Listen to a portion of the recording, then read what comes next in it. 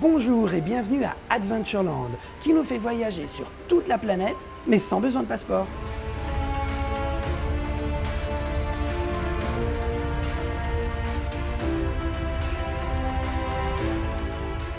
Adventureland est une invitation au voyage et à l'exotisme.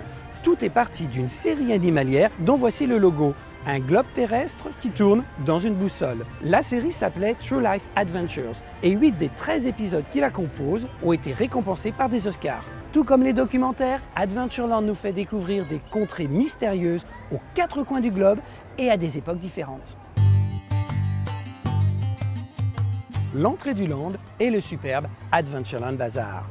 Ironiquement, l'inspiration de son architecture ne provient pas directement de Marrakech, mais de sa réinterprétation pour le pavillon du Maroc à Epcot, à Walt Disney World en Floride. Ce bâtiment nous fait voyager au pays des mille et une nuits.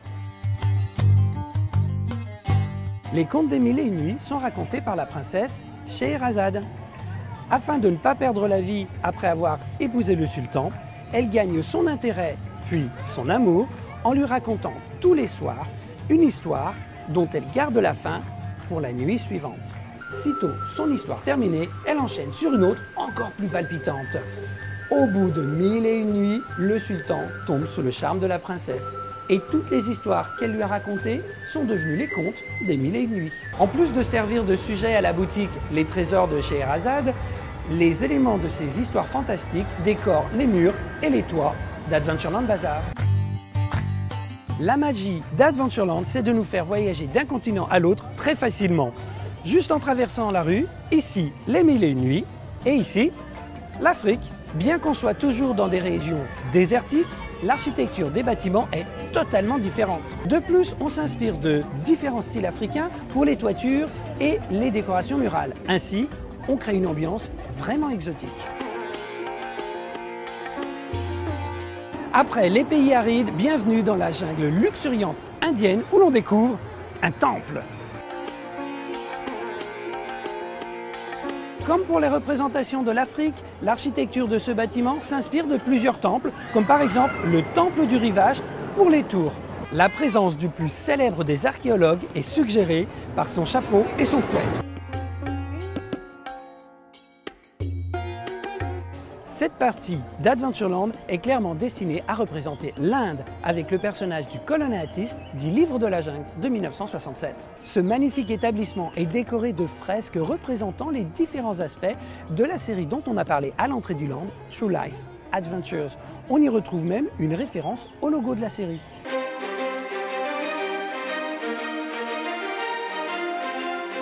Ensuite, à l'abordage!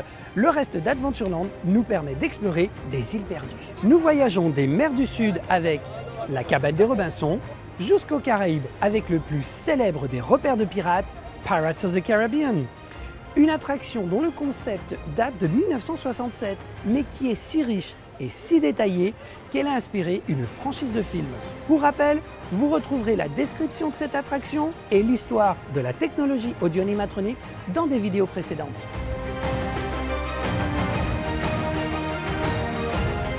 Les premières inspirations d'Adventure Isle sont moins connues, mais proviennent de productions Disney inspirées de livres célèbres. Skull Rock est tout droit sorti du film Peter Pan de 1953. La cabane des Robinson provient du film de 1960, Les Robinson des mers du Sud. Enfin, tous les noms sur Adventure Isle proviennent d'un personnage du film de 1950, L'île au trésor. De ce fait, nous avons un véritable trésor caché ici. L'avez-vous déjà trouvé ? Pour la création de son ambiance exotique, Adventureland utilise la végétation de façon magistrale. Elle permet d'isoler visuellement une partie du land grâce au bambou. Mais surtout, nous utilisons des espèces qui paraissent tropicales, mais qui proviennent de nos latitudes. Elles sont donc acclimatées à nos hivers, à nos températures et restent vertes toute l'année. Mais l'arbre symbole d'Adventureland est ce banyan géant que les Imagineers ont baptisé d'un nom à consonance latine qui veut dire arbre Disney géant toujours vert. Disneyodendron Saint-Père-Florène grandissent tout simplement. Je n'ai pas de carte au trésor, mais voici un indice sur le contenu du prochain épisode. Je compte sur vous. À bientôt!